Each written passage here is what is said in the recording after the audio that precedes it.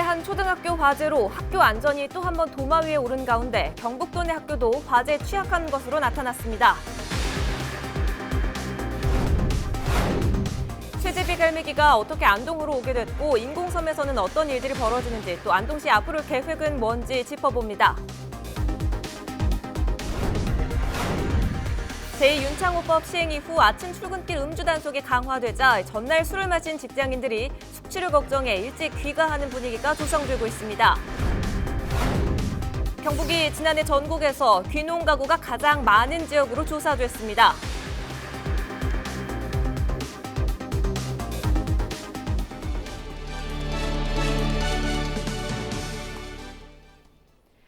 여러분 안녕하십니까? 헬로티비 대구 경북 뉴스입니다. 서울 읍명초등학교 화재로 학교 안전이 또 한 번 도마 위에 올랐습니다. 학교의 경우 불이 나면 순식간에 대형 참사로 이어질 수 있는 만큼 초기 대응 시설이 무척 중요한데요. 경북도 내 학교는 어떨까요? 박은경 기자가 취재했습니다. 올 3월 새로 문을 연 경주의 한 초등학교입니다. 건물 내 외부 모두 화재에 강한 벽돌 등 석재나 콘크리트를 마감재로 사용했습니다. 초기 대응에 핵심적인 역할을 하는 방화구획과 스프링클러 시설도 갖췄습니다. 건물 외벽이나 실내에 보시면 일단 가연석 소재를 사용하지 않았고요. 그리고 교실 곳곳이나 아니면 4층 같은 경우에도 스프링클러라든가 방화문, 방화벽 등 안전시설이 많이 구축되어 있습니다. 하지만 이렇게 화재로부터 비교적 안전한 학교는 많지 않습니다. 경북 도내 학교 건물은 차고와 사택까지 모두 포함해 5,400여 곳. 이 중 8%인 440여 동의 건물 외벽은 스티로폼이 주재료인 드라이비트나 샌드위치 패널을 사용하고 있습니다. 교육부가 개선 방침을 밝히긴 했지만 언제가 될지는 기약이 없습니다. 스프링클러 설치율도 여전히 바닥 수준입니다. 4층 미만 건물이나 층별 바닥 면적이 1,000제곱미터를 넘지 않는 곳은 의무가 아니다 보니 유치원을 포함한 도내 학교 1,400여 곳 중 스프링클러가 설치된 곳은 250여 곳에 불과합니다.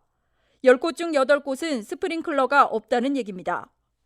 옛날 기존 학교 같은 경우 내장재가 목재가 많이 쓰여서 확대되는 경우는 있는데 천정을 다 뜯고 배관 작업을 해야 되기 때문에 좀 시공상의 어려움이 좀 있습니다.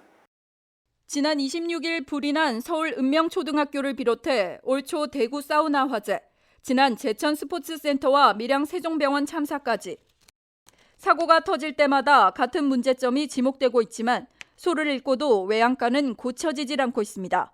헬로티비 뉴스 박은경입니다. 7년 전부터 안동호를 찾기 시작한 이 쇠제비 갈매기 소식 뉴스에서 몇 차례 전해드렸는데요. 안동의 새로운 관심사로 떠오르고 있습니다. 쇠제비 갈매기가 어떻게 안동호로 오게 됐고 인공섬에서는 어떤 일들이 벌어지는지 또 안동시 앞으로 계획은 뭔지 현장 점검 360도에서 김신혜 기자가 취재했습니다. 쇠제비 갈매기는 28cm의 아주 작은 새인데요.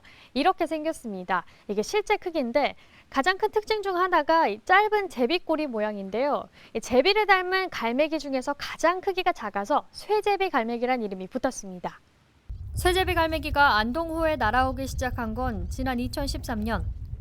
최대 서식처인 낙동강 하구에서부터 거슬러 올라온 겁니다. 안동호의 거기가 갖고 있는 그 폭이 상당히 크기 때문에 그리고 안동호의 내부에 우리가 상동이 섬이라 해서 그 섬에 그 이렇게 마사토라든가 이런 게 자기들이 생각할 때 그 바닷가나 또는 강의 하구와 거의 같다고 생각했는 것 같습니다. 쇠제비 갈매기는 안동호 쌍둥이 섬에 자리를 잡고 알을 낳고 새끼를 길렀습니다. 안동시는 세계적인 보호종 중 하나인 쇠제비 갈매기가 매년 반복해서 찾아오자 보호에 나섰습니다. 자갈이나 모래밭에 서식하는 특성을 고려해 모래톱을 보강했습니다. 지난 2017년에는 안동호 쇠제비 갈매기 국제 세미나도 열었습니다. 세미나에는 호주, 일본, 중국 등 국내외 조류학자와 환경 전문가들이 참여해 열띤 논의를 이어갔습니다. 보호가 필요하다는 목소리도 높았습니다. 이날 참여한 호주 출신 데이비드 프리델 박사는 쇠제비 갈매기가 내륙의 강 상류, 호수에서 번식하는 건 세계적으로 희귀한 사례라며 지속적인 보존과 노력이 필요하다고 강조했습니다. 그렇다면 쇠제비 갈매기는 왜 안동호로 날아왔을까요? 우리나라에서는 낙동강 하구가 이 쇠제비 갈매기의 최대 서식처였습니다. 매년 1000여 마리, 많을 때는 3000여 마리가 넘을 때도 있었는데요. 하지만 그 개체 수가 해마다 급격하게 줄어서 2005년에는 1600마리 가까이 되던 게 점점 줄더니 2014년에는 무려 350여 마리가 됐습니다. 기존 서식처에 문제가 생겼다는 의미로 볼 수 있을 텐데요. 직접 들어보시죠. 태풍이 온 것도 있고요. 4대강 사업하면서 방류량이 줄어든 것도 있고요. 그리고 뭐 멸치나 어획량이 줄면서 먹이원이 줄어든 경우도 있는데 이런 여러 가지 여건 때문에 서식하는 공간 자체의 표고가 낮아졌어요. 그래서 그 낮아진 해안가에 이제 월파, 파도가 넘으면서 새들이 서식할 수 있는 마른 땅이 이제 소실되면서 쇠제비 갈매들이 이제 북상하는 경향이 보였거든요. 다시 말해 쇠제비 갈매기들은 새로운 안전한 서식처를 찾기 위해 낙동 강물을 따라 올라왔다고 볼 수 있습니다. 그런데 지난해 안동댐 수위가 상승하면서 안동호에 있는 쌍둥이 섬마저 물에 잠겨버렸습니다. 그래서 안동시는 인근에 전국 최초로 인공섬을 만들었는데요. 인공섬에서는 어떤 일들이 일어나고 있을까요? 다음 리포트 이어서 보겠습니다. 인공섬은 가로 50m, 세로 20m 면적으로 물에 뜨는 바지성 구조물 위에 모래와 흙을 깔아 만들었습니다. 새끼들이 오르내릴 수 있는 경사면과 쇠제비 갈매기들이 경계를 낮출 수 있게 조형물도 설치했습니다. 생태용 CCTV를 설치해 관찰한 결과 지난 4월 6일 쇠제비 갈매기 7마리가 인공섬을 찾았습니다. 이어 70여 마리가 돌아다니는 모습이 확인됐고 2달여 지나 6월 새끼 40여 마리가 부화에 성공했습니다. 21개 둥지에서 2마리꼴로 부화에 성공한 겁니다. 수컷 쇠제비 갈매기가 먹이를 물어다 은신처용 파이프 안에 있는 새끼들에게 먹여주는 모습도 보입니다. 이 인공섬이 갖고 있는 조건을 우리 최대한 그 자연의 수변 조건하고 맞출 수 있는 방법으로 만들었는 게 큰 성공 요인의 하나가 되고 지역에서 이 새를 어떻게든지 살리겠다 하는 우리의 어떤 열망이 주민들의 어떤 마음의 모임이 성공의 요인이 됐다고 생각합니다. 갓 태어난 새끼 쇠제비 갈매기는 성인 엄지손가락 절반 크기로 매우 작습니다. 몸통색도 모래색과 비슷해 바위 옆에 숨으면 찾기가 쉽지 않습니다. 그럼에도 생후 18일까지는 스스로 날지 못해서 위험에 그대로 노출될 확률이 높습니다. 실제로 지난 15일 밤 10시쯤 반갑지 않은 손님이 찾아왔습니다. 천적, 수리부엉입니다. 밤눈도 밝지만 청력이 더 좋은 수리부엉이는 새끼의 미세한 소리를 듣기 위해 이리저리 돌아다닙니다. 얼마 뒤 은신처용 파이프 옆에 날아오더니 숨어있던 새끼를 순식간에 잡아먹습니다. 불행 중 다행으로 다른 새끼 대부분은 잡아먹히지 않았고 그 뒤로 희생된 새끼 쇠제비 갈매기는 아직 없습니다. 만약의 상황을 대비해 안동시는 은신처용 파이프 12개를 더 설치했습니다. 지난 25일 힘찬 물살을 가리며 배를 타고 인공섬으로 가봤습니다. 네, 배를 타고 한 15분 정도 들어왔는데요. 뒤에 보시는 것처럼 이 호수 한 중간에 인공섬이 조성이 되어 있습니다. 이 쇠제비 갈매기가 날아다니는 것도 확인할 수가 있는데요. 이 쇠제비 갈매기가 안전하다라고 느끼는 상태에서 잘 번식할 수 있도록 이렇게 사람은 배를 타고 어느 정도 떨어진 곳에서 관찰하고 있습니다. 쇠제비 갈매기 대부분은 겨울을 나기 위해 일찍 인공섬을 떠났고 몇 마리만 남았습니다. 수리부엉이에게 새끼를 잡아먹힌 어미 쇠제비 갈매기는 파이프 근처에 다시 둥지를 틀고 알을 낳았습니다. 현재까지 알 3개 중 2마리가 부화한 상태. 안동시는 오는 7월 말 남은 쇠제비 갈매기들이 모두 날아가면 인공섬을 임시 철거할 계획입니다. 내년부터는 우리 시에서는 예산을 확보하여 인공섬을 완벽하게 만들어 쇠제비 갈매기 서식지 보호에 만전을 기하겠습니다. 한편 쇠제비 갈매기를 멸종 위기종으로 지정해 보호해야 한다는 목소리도 높습니다. 쇠제비 갈매기는 세계적인 보호종이지만 우리나라에서는 멸종 위기종도 관찰종도 아닙니다. 지금 마지막 남아있는 안동호, 그다음에 우리나라의 여기 그 낙동강 유역에서 가장 중요한 번식지인데 이게 만약 없어지면 우리나라 낙동강 유역에서는 쇠제비 갈매기를 볼 수 없는 그런 경우가 되거든요. 해수욕장이라든가 강의 하구의 섬에 사람이 많이 들락거리거나 이용하거나 이런 곳에 번식을 하기 때문에 보살펴 주지 않으면 금방 얘들은 번식지를 잃어버리고 멸종 위기종으로 지정되면 종이 다시 복원될 수 있도록 여러 방안이 강구됩니다. 국내에 서식하는 멸종위기종들이 어떤 지역에 얼마나 있는지를 먼저 파악을 하고요. 그리고 언제부터 와서 알을 몇 개를 낳고 새끼를 얼마나 키우고 그 생존율은 얼마나 되는지 이런 것들을 파악을 합니다. 근데 그런 그 애들의 생존에 영향을 미치는 위험 요인들, 예를 들면 포식자나 아니면 환경 오염 이런 것들에 대한 조사를 하고 대책을 수립해서 원 서식지에 적용하는 순서로 연구가 진행이 됩니다. 멸종 위기종은 5년마다 지정되고 다음 지정은 2022년입니다. 조류학자들은 앞으로 청원서를 제출하는 등 환경부의 멸종 위기종 지정에 대한 필요성을 알리기 위해 힘쓸 계획이라고 밝혔습니다. 쇠제비 갈매기는 오는 7월 중순에서 말이면 다시 10,000km를 날아서 호주와 뉴질랜드에서 겨울을 나는데요.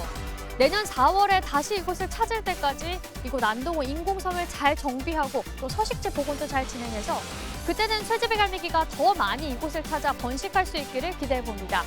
현장 점검 360도 김신혜입니다.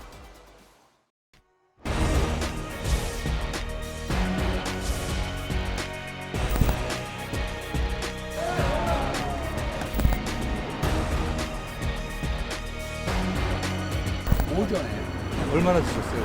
막걸리 한 병.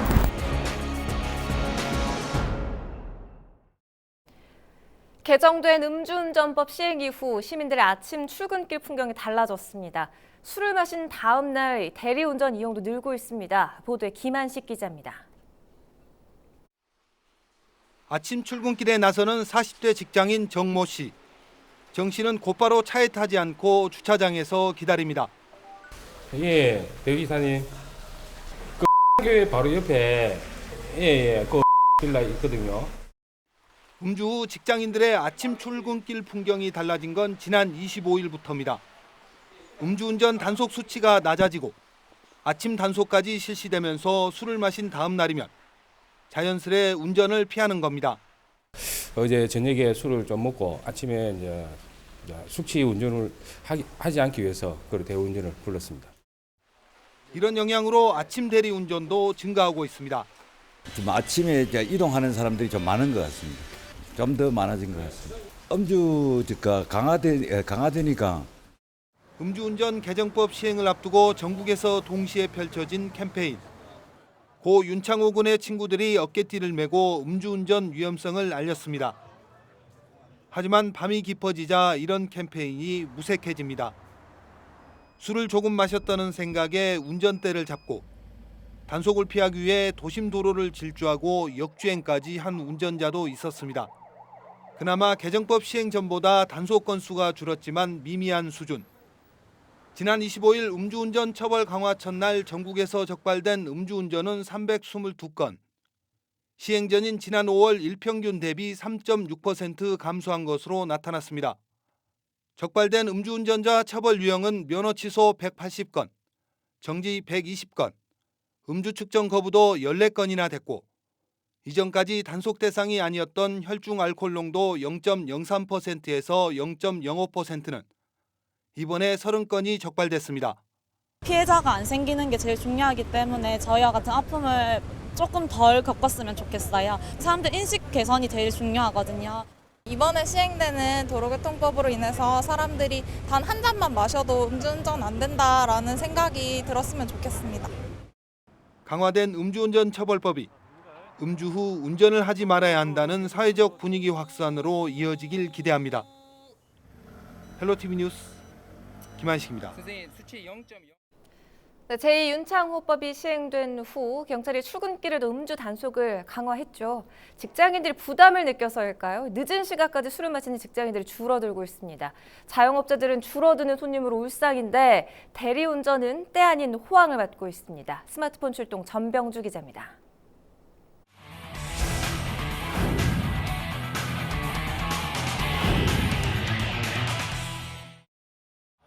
저녁 9시 안동시 옥동의 술집 거리입니다. 손님들로 한창 붐빌 시간이지만 가게가 텅텅 비어 있습니다. 술을 마시는 직장인들도 서둘러 자리를 뜹니다. 늦게까지도 평소에 좀 술을 먹는 편이었었는데 이제 좀 다음 날 운전하는 게 좀 부담이 되니까 숙취 운전으로 걸린다고 하더라고요. 그러니까 좀 부담이 돼서 좀 10시 전에는 좀 술자리를 좀 일찍 끝내려고 하는 그런 편입니다. 오늘 몇 시에 들어가실 거예요? 지금 들어가야죠. 지금 이제 빨리 집에 들어가야지 또 숙취 운전에 또 무리가 없으니까. 일찍 귀가하는 직장인들이 늘자 늦게까지 영업을 하는 식당은 걱정입니다. 윤창호법이 시행이 좋은 취지이긴 하지만 시행 후 손님 발길이 뚝 끊겼기 때문입니다. 완전 체감하죠. 너무 손님이 한 근래 그 시행되고부터 거의 한 50% 이상은 안 오시고 바로 가시더라고요. 그래서 많이 애로사항이 많습니다. 반면 대리운전은 때 아닌 호황을 맞았습니다. 출근길에 대리운전을 부르는 사람도 많아졌습니다. 일찍 좀 들어가는 추세입니다. 그렇고 더 웃긴 거는 그 전날 선수 때문에 이런 버스 아침 10시 8개면은 걔네 그렇죠. 운전하고 되니까 아침에도 대리해주면 그리고 초니 대리문 안 열잖아요. 그러니까 미리 예약을 하는 거지. 제2윤창호법 시행 첫날 음주 단속에 적발된 사람은 150여 명.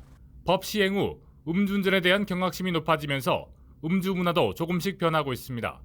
헬로티비 뉴스 전명주입니다. 경북이 지난해 전국에서 귀농 가구가 가장 많은 지역으로 조사됐습니다.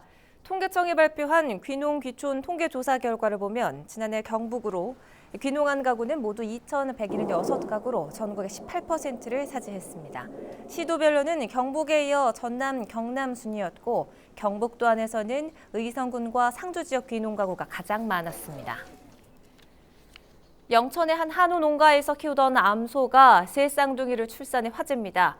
영천시는 지난 15일 청통면 보성리의 한우 농가에서 40개월이 된 어미소가 암송아지 1마리와 수송아지 2마리를 출산했다고 밝혔습니다. 소가 쌍둥이를 출산할 확률은 5%, 새 쌍둥이는 1% 미만으로 아주 희귀하며 영천에서는 최초로 새 쌍둥이 송아지가 태어났습니다. 공기도 좋고 조용하니까 소들이 스트레스를 전혀 안 받거든요. 전혀 안 받고 편안하니까 사람도 스트레스 안 받고 편안하면은 건강도 좋고 기분도 좋고 그래서 아마 3마리나 낳는 모양입니다. 대구 군공항이 옮겨가는 지역 주변 지원 사업에 최소 3천억 원을 투입하는 것으로 의견이 모아졌습니다.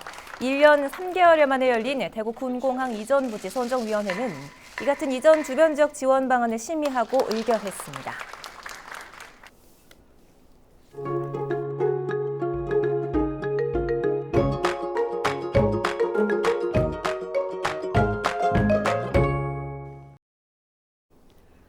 주말에는 다시 장맛비가 내립니다. 남부지방에 많은 양의 비가 예상돼 대비를 잘 하셔야겠습니다. 자세한 날씨입니다. 전국이 장마 전선의 영향을 받겠습니다. 이번 비는 지역별로 강수량 차이가 무척 크겠는데요. 남부지방과 제주도에 많은 양이 집중되는 만큼 대비가 필요합니다. 우리 지역은 30에서 많게는 80mm의 비가 쏟아지겠습니다. 비가 내리면서 낮 기온이 크게 오르지 않겠습니다. 토요일 한낮 기온 24도가 예상됩니다.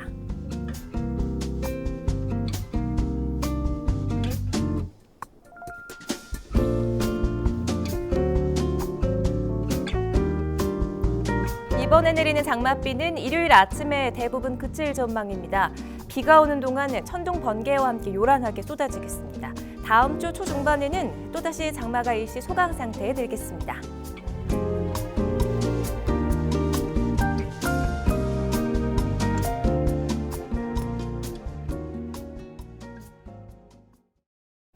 헬로티비 대구 경북 뉴스를 모두 마칩니다. 저희는 언제나 여러분 곁에 있겠습니다. 시청해주신 여러분 고맙습니다.